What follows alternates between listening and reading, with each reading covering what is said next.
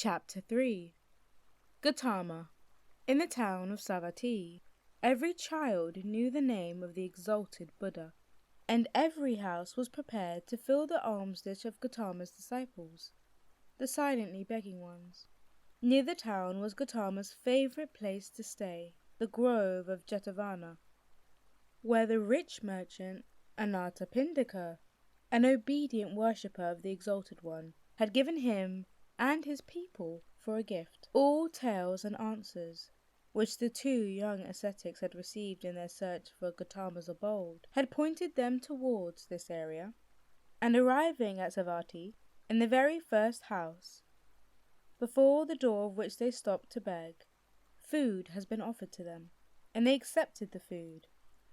And Siddhartha asked the woman who handed them the food, "We would like to know, charitable one, where the Buddha dwells, the most venerable one, for we are two Samanas from the forest and have come to see him, the perfected one, and to hear the teachings from his mouth."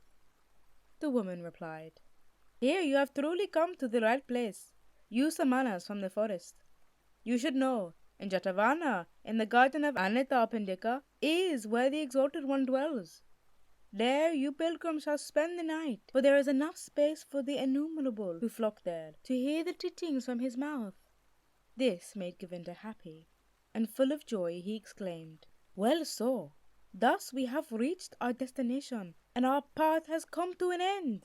But tell us, O mother of the pilgrims, do you know him, the Buddha? Have you seen him with your own eyes?"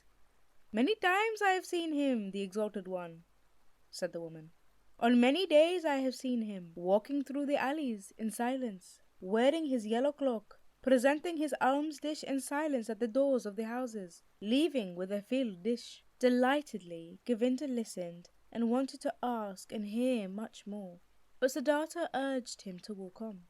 They thanked and left, and hardly had to ask for directions, for rather many pilgrims and monks as well from Gautama's community were on their way to the Jetavana, and since they reached it at night, there were constant arrivals, shouts and talks of those who sought shelter and got it. The two Samanas, accustomed to life in the forest, found quickly and without making any noise a place to stay, and rested there until the morning. At sunrise, they saw with astonishment what a large crowd of believers and curious people had spent the night here. On all paths of the marvellous grove, monks walked in yellow robes.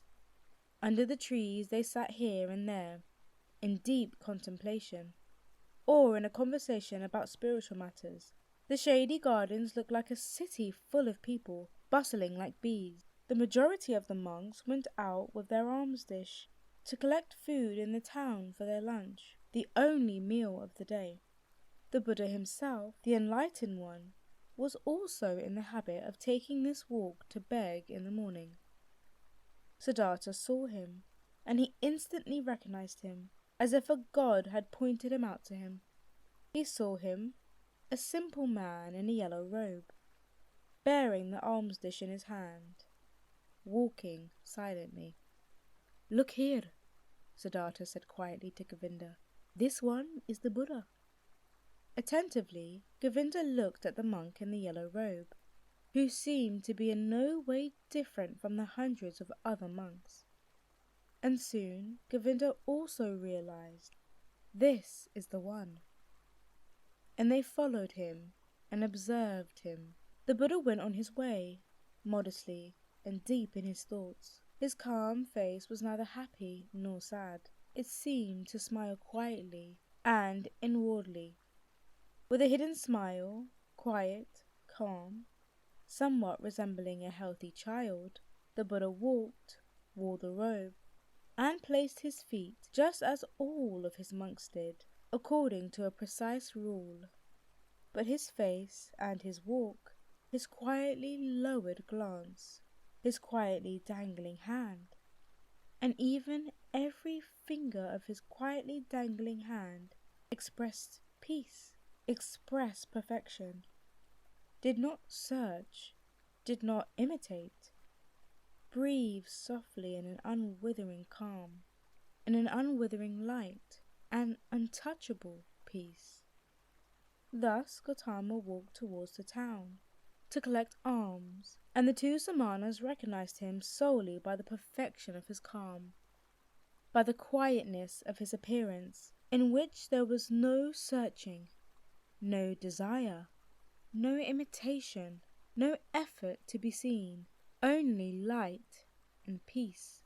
"Today we'll hear the teachings from his mouth," said Govinda. Siddhartha did not answer. He felt little curiosity for the teachings. He did not believe that they would teach him anything new. But he had, just as Govinda had, heard the contents of this Buddha's teachings again and again, though these reports only represented second or third-hand information. But, attentively, he looked at Gautama's head, his shoulders, his feet, his quietly dangling hand, and it seemed to him as if every joint of every finger of his hand was of these teachings, spoke of, breathed of, exhaled the fragrance of, glistened of truth. This man, this Buddha, was truthful down to the gesture of his last finger. This man was holy. Never before Siddhartha had venerated a person so much. Never before he had loved a person as much as this one. They both followed the Buddha until they reached the town, and then returned in silence, for they themselves intended to abstain from on this day. They saw Gautama returning. What he ate could not have even satisfied a bird's appetite, and they saw him retiring into the shade of the mango trees. But in the evening, when the heat cooled down and everyone in the camp started to bustle about and gathered around, they heard the Buddha teaching. They heard his voice, and it was also perfected, was of perfect calmness, was full of peace. Gautama taught the teachings of suffering, of the origin of suffering, of the way to relieve suffering. Calmly and clearly, his quiet speech flowed on. Suffering was life. Full of suffering was the world. But salvation from suffering had been found. Salvation was obtained by him who would walk the path of the Buddha. With a soft yet firm voice, the Exalted One spoke, taught the four main doctrines, taught the eightfold path. Patiently he went the usual path of the teachings, of the examples, of the repetitions. Brightly and quietly his voice hovered over the listeners, like a light, like a starry sky. When the Buddha, night had already fallen, ended his speech, many a pilgrim stepped forward and asked to be accepted into the community, sought refuge in his teachings, and Gautama accepted them by speaking. "You have heard the teachings well. It has come to you well. Thus join us and walk in holiness to put an end to all suffering." Behold, then Govinda, the shy one, also stepped forward and spoke. "I also take my refuge in the Exalted One and accept his teachings." And he asked to be accepted into the community of his disciples, and was accepted. Right afterwards, when the Buddha had retired for the night, Govinda turned to Siddhartha and spoke eagerly. "Siddhartha, it is not my place to scold you. We have both heard the Exalted One. We have both perceived the teachings. Govinda has heard the teachings. He has taken refuge in it. But you, my honored friend, don't you also want to walk the path of salvation? Would you want to hesitate? Do you want to wait any longer?" Siddhartha awakened, as if he had been asleep when he heard Govinda's words. For a long time he looked into Govinda's face. Then he spoke quietly, in a voice without mockery.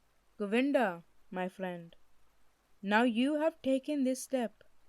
Now you have chosen this path. Always, O Govinda, you've been my friend. You've always walked one step behind me. Often I have thought, won't Govinda for once also take a step by himself? without me, out of his own soul? Behold, now you've turned into a man, and you are choosing your path for yourself. I wish that you would go it up to its end, O my friend, that you shall find salvation. Govinda, not completely understanding it yet, repeated his question in an impatient tone. Speak up, I beg you, my dear. Tell me, since it could not be any other way, that you also, my learned friend, will take your refuge with the exalted Buddha. Siddhartha placed his hand on Govinda's shoulder. You failed to hear my good wish for you, O Govinda. I am repeating it. I wish that you would go this path up to its end, that you shall find salvation. In this moment, Govinda realized that his friend had left him, and he started to weep. Siddhartha! He exclaimed lamentingly. Siddhartha kindly spoke to him. Don't forget, Govinda, that you are now one of the Samanas of the Buddha. You have renounced your home and your parents, renounced your birth and possessions, renounced your free will, renounced all friendship. This is what the teachings require. This is what the Exalted One wants. This is what you wanted for yourself. Tomorrow, O Govinda, I'll leave you. For a long time the friends continued walking in the grove.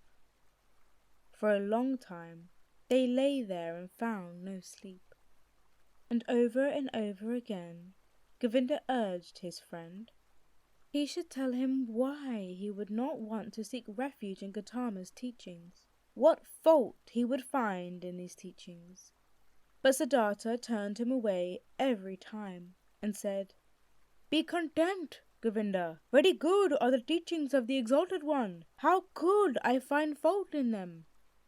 Very early in the morning, a follower of Buddha, one of his oldest monks, went through the garden and called all those to him who had as novices taken their refuge in the teachings, to dress them up in the yellow robe and to instruct them in the first teachings and duties of their position. Then Govinda broke loose, embraced once again his childhood friend, and left with the novices.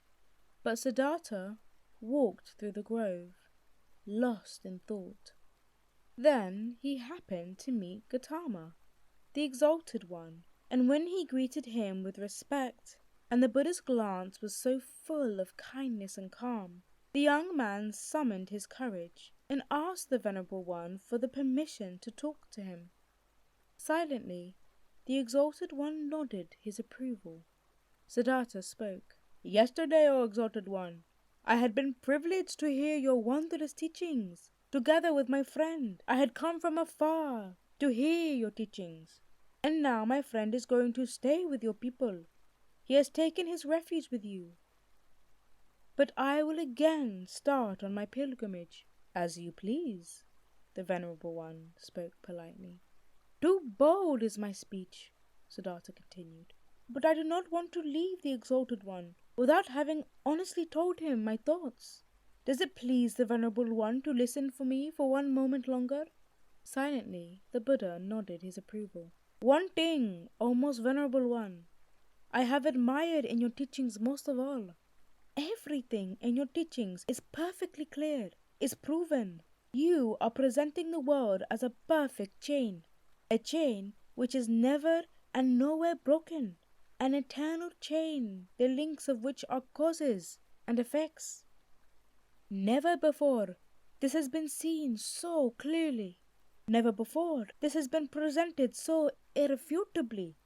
Truly, the heart of every Brahmin has to beat stronger with love once he has seen the world through your teachings, perfectly connected, without gaps, clear as a crystal, not depending on chance, not depending on gods, whether it may be good or bad, whether living according to it be suffering or joy. I do not wish to discuss. Possibly this is not essential, but the uniformity of the world, that everything happens is connected, that the great and the small things are all encompassed by the same forces of time, by the same law of causes, of coming into being and of dying. This is what shines brightly out of your exalted teachings, O perfected one. But, according to your very own teachings, this unity and necessary sequence of all things is nevertheless broken in one place, through a small gap. This world of unity is invaded by something alien, something new, something which had not been there before, and which cannot be demonstrated and cannot be proven. These are your teachings of overcoming the world, of salvation. But with this small gap, with this small breach, the entire eternal and uniform law of the world is breaking apart again and becomes void. Please, forgive me for expressing this objection. Quietly, Gautama had listened to him, unmoved. Now he spoke, the perfected one, with his polite and clear voice. You've heard the teachings, O son of Brahman, and good for you that you've thought about it thus deeply. You found a gap in it, an error. You should think about this further, but be warned, O seeker of knowledge, of the thicket of opinions and of arguing about words. There is nothing to opinions. They may be beautiful or ugly, smart or foolish. Everyone can support them or discard them. But the teachings you've heard from me are no opinion, and the goal is not to explain the world to those who seek knowledge. They have a different goal. Their goal is salvation from suffering. This is what Gautama teaches, nothing else. I wish that you, O exalted one, would not be angry with me, said the young man. I have not spoken to you like this to argue with you, to argue about words. You are truly right. There is little to opinions. But let me say this one more thing. I have not doubted in you for a single moment. I have not doubted for a single moment that you are Buddha, that you have reached the goal, the highest goal, towards which so many thousands of Brahmins and sons of Brahmins are on their way. You have found salvation from death. It has come to you in the course of your own search, on your own path, through thoughts, through meditation, through realizations, through enlightenment. It has not come to you by means of teachings. And thus this is my thought, O exalted one. Nobody will obtain salvation by means of teachings. You will not be able to convey and say to anybody, O venerable one, in words and through teachings, what has happened to you in the hour of enlightenment. The teachings of the enlightened Buddha contain much. It teaches many to live righteously, to avoid evil. But there is one thing which these so venerable teachings do not contain. They do not contain the mystery of what the exalted one has experienced for himself. He alone among hundreds of thousands. This is what I have thought and realized when I have heard the teachings. This is why I am continuing my travels, not to seek other, better teachings, for I know there are none, but to depart from all teachings and all teachers, and to reach my goal by myself, or to die.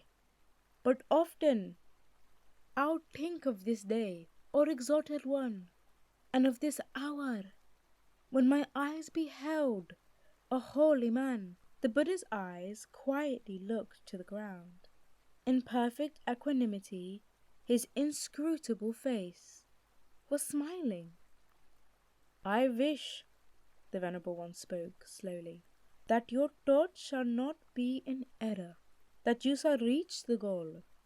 But tell me, have you seen the multitude of my Samanas, my many brothers, who have taken refuge in the teachings? And do you believe, O stranger, O Samana, do you believe that it would be better for them all to abandon the teachings and to return into the life, the world, and of desires? Far is such a thought from my mind, exclaimed Siddhartha. I wish that they shall all stay with the teachings, that they shall reach their goal. It is not my place to judge another person's life. Only for myself alone, I must decide.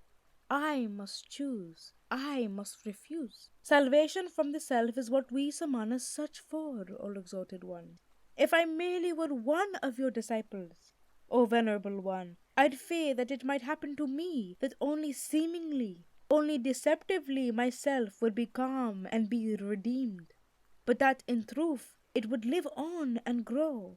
For then I have replaced myself with the teachings, my duty to follow you, my love for you, and the community of the monks. With half a smile, with an unwavering openness and kindness, Gautama looked into the stranger's eyes, and bid him to leave with a hardly noticeable gesture.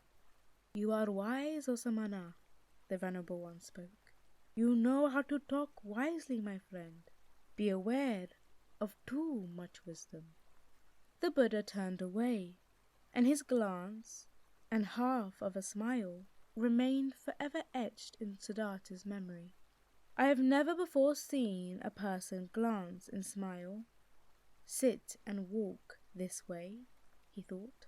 Truly, I wish to be able to glance and smile, sit and walk this way too, thus free, thus venerable, thus concealed, thus open, thus childlike and mysterious. Truly, only a person who has succeeded in reaching the innermost part of his self would glance and walk this way. Well, so, I also will seek to reach the innermost part of myself. I saw a man, Siddhartha thought, a single man, before whom I would have to lower my glance. I do not want to lower my glance before any other, not before any other. No teachings will entice me any more, since this man's teachings have not enticed me. I am deprived by the Buddha, thought Siddhartha. I am deprived, and even more he has given to me. He has deprived me of my friend, the one who had believed in me, and now believes in him, who had been my shadow and is now Gautama's shadow. But he has given me, Siddhartha, myself.